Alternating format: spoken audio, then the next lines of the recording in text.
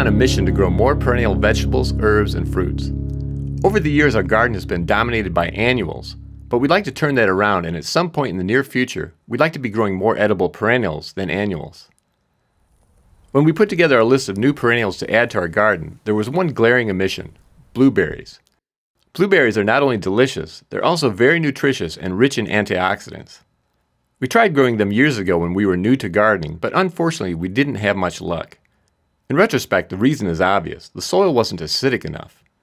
Blueberries prefer acidic soil with a pH around 5. We planted ours in pH neutral soil and didn't add any amendments to bring the pH down. And believe it or not, I allowed my self-imposed ban on store-bought soil amendments to keep us from planting blueberries for the last several years. I knew that pine needles and sawdust would bring down the pH, but wasn't aware of a plentiful free supply of these materials in our area. So finally, this year I broke down and bought 2 soil amendments that would allow us to grow blueberries: an organic soil acidifier and peat moss, which has a pH of around 4.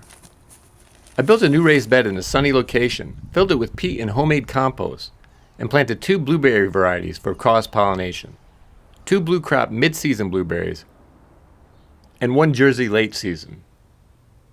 Before planting, I added 1 1/4 cup of soil acidifier to each hole and mixed it into the soil.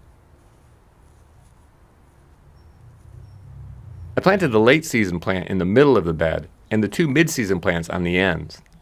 The plants are about 2.5 feet apart, which should create a nice little blueberry hedge when they're mature. I pruned the plants back to between 6 and 10 inches tall. I'll also remove any fruit buds that appear in the first couple years in order to allow the plants to put all their energy into growing. After watering the blueberries, I mulched the bed with leaves. I also added a few pine needles that I found at the municipal wood chip pile. Blueberry roots stay pretty close to the surface, so it's good to protect them with a layer of mulch. The mulch will also hold moisture in the soil and reduce watering requirements. Going forward, I have more to learn about how to properly prune blueberries. So if you have any tips, please let me know. Also, if you have any suggestions on how to keep the soil acidic using only free resources, I'm all ears. Well, that's all for now. Thank you very much for watching.